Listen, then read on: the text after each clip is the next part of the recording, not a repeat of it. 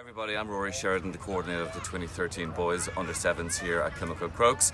We're here, as you can see, today on a beautiful Saturday morning at 9 o'clock in UCD. We will have about 125 boys with us today. Obviously, when we started back last week with football, we've got hurling, as you can see today.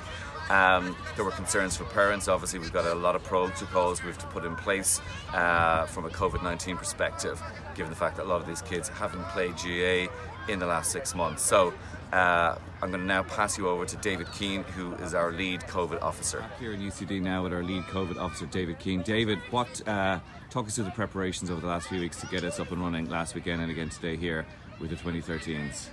Thanks, Rory. Firstly, just to say that we're very, very lucky to have some excellent volunteers down here helping out. Just to give you, I suppose, a background in terms of what we did was we met as a group weeks ago, and what we thought was the most important thing is for us is to give the message to the parents that their son or daughter coming down to KIlmacud Crokes is going to be safe. So health and safety is the most important thing. So what we did was we outlined in a letter to them, which was breaking down is the protocols and the things that we put in place to make their son safe and them as well, obviously as well.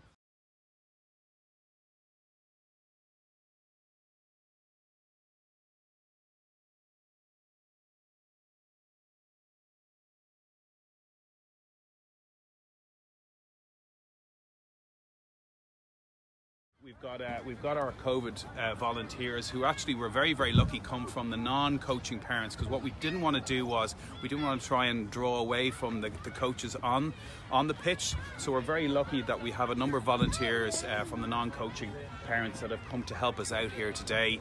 And what we do is we get the parents to arrive early. We make sure that they ensure social distancing. They queue up in an orderly manner.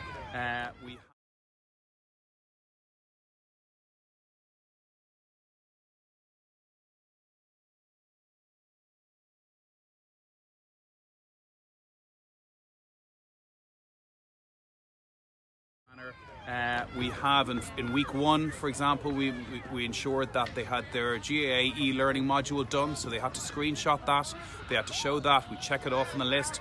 We had the return to play declaration as well, and we made sure that that was checked off. Now as well, we also had to be constantly feeding information to them to make sure that it was done properly. For example, the declaration has to be done on the day of the session, and it should be done after 1 a.m. To ensure that it's actually registered as there. So we put all those little type of things in place to make sure that it runs as efficiently as possible. We had the coaches arrive early to make sure that everything was set up. So for us, it's about arriving early, being there on the spot, so that parents arrive and what they see is they see the COVID compliance officers like us all wearing bibs so that we're visual.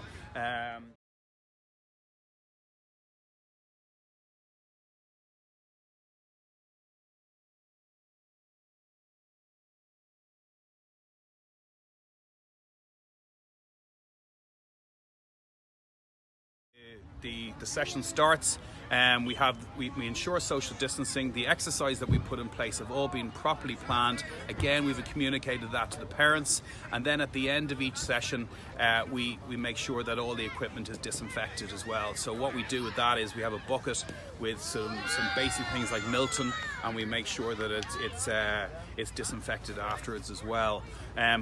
We've had huge numbers, so there's a lot of teams with large numbers. So what we've done is we've normally have a 2-hour session on a Saturday morning, and what we've done is we've actually split that into 2.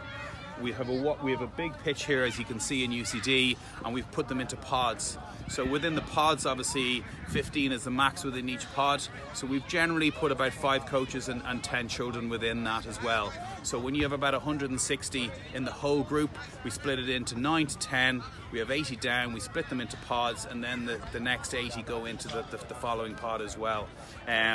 We get them to leave in a separate entrance, so we make sure that the second group are coming. They're coming in one entrance, so right down at the end we'll be getting the first group to leave. So we try to minimise them as much as possible, the crossover between parents and kids as well. So the one group leaves one entrance, the other group comes in, and it's done again, as I say, in an orderly fashion as well, with social distancing that's been adhered to as well.